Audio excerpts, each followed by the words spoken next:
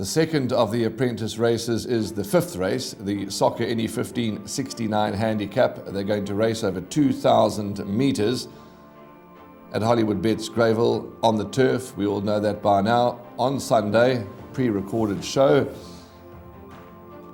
Both Byron Foster from the Andre Null stable and Garth Puller were interviewed. Let's take a listen in and hear how they fancy their chances here for race 5. He had his little issues after his win on New Year's Day, and the mile last time was always going to be a run just to bring him on, and this was the intent to run him in this sort of race. And yeah, look, he's not a horse that shows too much at home, and he just gets on with it, typical older horse. And obviously Tabiso's got to know him, and we're just hoping he can just improve a little bit on that comeback run. He's also had a lot of trauma coming down here. He cut his legs to pieces. The jockeys that rode him before placed him and they said he's got no heart, he's got no heart. Meanwhile, they didn't realize what he went through. His legs were cut up to pieces when he got here in the float. And I've always felt he wanted a bit further and to be ridden from behind. And that was the first time that he was actually ridden the way I wanted him ridden. He accelerated nicely. He doesn't like the stick too much. Obviously hard to follow up out of the maidens. It's a tough race. And you can see that because it's an apprentice handicap and Luke dummied him. Luke's on something else. So, but Jarbo's a good rider. I don't have no fear, and I think he'll probably need it, and he's still going to mature. He's a light-framed Silvano. Okay, that was Garth and Byron about their charges.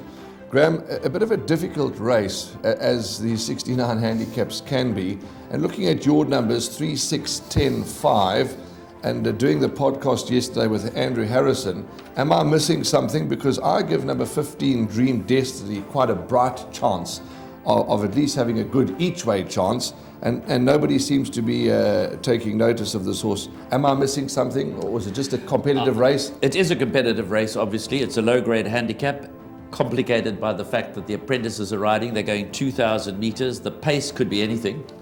I said earlier in the show that I'm being guided by the jockeys, the apprentice jockeys here who have ridden the track well, who have the experience at Hollywood Bets Gravel. So my top 4 selections include Jason Gates, Tubbs Gumedi, Jabu Jacobs and Luke Ferraris. But before we get to that, number 15 Dream Destiny, the only reason I've ignored it, and it's easy to back in the marketplace at 10 to 1, is that its turf form is horrendous. Its last 2 good runs have both been on the poly track. Now that's not to say that the horse just hasn't come to hand now and is ready to run another big race, but I've got to be guided by what I see. He's got an awkward draw to overcome, and as I said, his turf form is rather poor. So I've gone with number 3, Final Occasion. Interestingly, Final Occasion by Silvano, Rim at the Top by Silvano, Cherokee Chief by Silvano, one a 4-year-old, one a 5-year-old, one a 6-year-old, and the other one that forms part of my play is Mighty Smart, who's a Archie Panko. So they've also got stallion power as apart from power from the saddle in terms of the leading apprentices riding. But it's a very difficult race. I've taken a gamble. I've narrowed it down to those 4 horses. I'm hoping the winner comes from one of those 4. 3 Final Occasion, 5 Room at the Top, 6 Cherokee Chief, who I think has got scope for further improvement, and 10 Mighty Smart, who's got very good consistent form, and the Paul Lafferty stable is starting to strike. But how do you see it? Yes, also tough. You've touched on the majority of the runners that I give big chances to, barring, well, you've touched on 15 Dream Destiny. Lasata, horse number 1.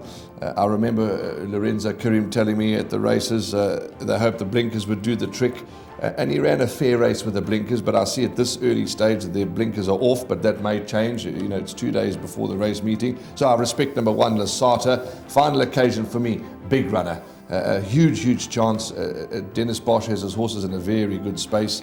And I'm expecting a huge performance from him. Mighty Smart, as you said. Even Baka, horse number 11, never too far off the action. But we could sit here and we could go on and on and on about all these runners. To answer your question, my first choice is number 3, Final Occasion, as it is yours. And big respect, though, for me for number 15, Dream Destiny. At 10 to 1, I'll be taking some swings.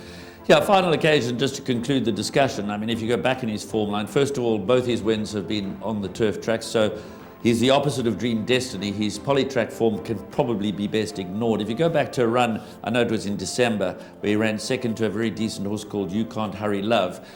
That was back on the Highveld. From a good draw with Jason Gates up, Dennis Bosch stable, ticking over nicely. If he reproduces that sort of form, I would expect him to win this. They're betting 5 to 1 the field. which is a clear indication of just how open the race is. So yeah, we're both in the same camp. I'm going with Final Occasion to win it. I know that you know horses well, but let's see how well you know your music. You can't hurry love, the rest of the sentence? No idea. You just have to wait. Let's move on and go on to race number 6.